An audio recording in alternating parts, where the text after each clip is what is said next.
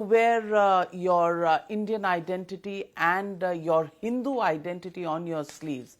Is that a little bit away from what Americans really find acceptable? I don't think it's away from what Americans find acceptable. I do think that political advisors find it unadvisable.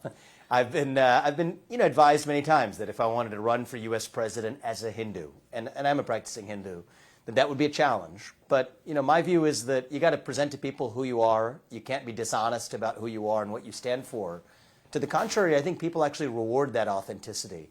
So in the long run, I think the United States of America is religiously, racially the most tolerant, and I would say one of the most ambitiously inclusive countries in human history.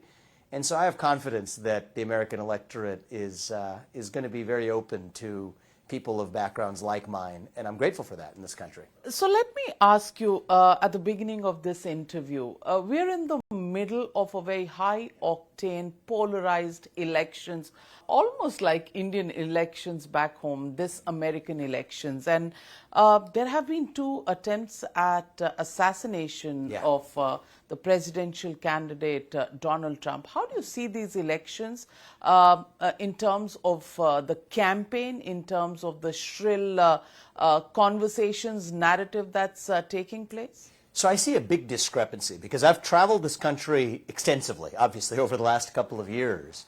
There's a discrepancy between the everyday American versus the portrayals in the media. And I think that this country is actually not nearly as divided as the media would have you believe, or social media, or algorithms. Across the country, I would say 80+% of us share the same basic value set in common. Meritocracy, free speech. That's a big one in America, that you get to speak your mind as long as I get to in return. That's a distinctive and quintessentially American commitment that most Americans share in common. The idea that you may not agree on everything, but you still agree on the basic rules of the road. That's what I see in the country, traveling in roomfuls without cameras or social media algorithms. However, the narrative that has been created, and in part it's by the modern internet, in part it's by social media, that preys on division. Advertising dollars are greater when you have somebody click on a story that gives them an emotional anger, that's a quicker response. That amplifies, I think, a division that, at least in most of the country, isn't real. But there is a fringe minority, and the sad part is you brought up 2 assassination attempts in a period of 2 months. We haven't seen that in a generation in America. And so I do think that we are skating on thin ice, but I do think that we can also be stronger on the other side of it. And I hope that those 2 assassination attempts certainly were the worst of what we will see this election cycle. I'm still hopeful that we can unite this country. Frankly, that's why I ran for U.S. president. I do think that it is helpful to come from the outside of politics, especially from a different generation, to reach the next generation in this country who I believe is in some ways lost and hungry for identity. It's not that they're against what conservatives stand for or anything like that. It's that they're hungry to be part of something bigger than themselves. And yet today, so many people have lost their sense of pride in this country. And I think that there's one issue that's more important to me than any other.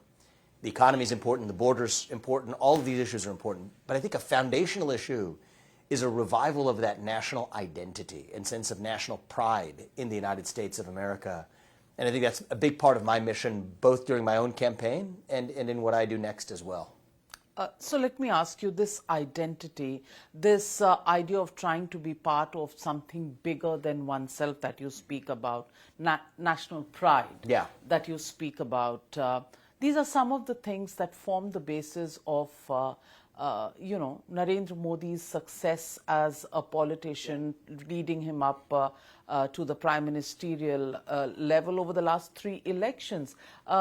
Commonality there is coincidental or value system based? I think it's values based. I admire a number of leaders in other countries, and PM Modi is obviously high on that list, of people who have taken pride in their own country. I think that's a good thing for a citizen of a nation to be grounded.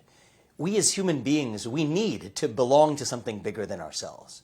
Individual, family, nation, and God, I think, are more powerful as a message than race, gender, sexuality, and climate. Certainly, I'm speaking from a U.S. perspective, but those principles apply to other countries too. I think people want to know I'm a citizen of this nation. That means something to me, not a nebulous global citizen vaguely fighting climate change somewhere.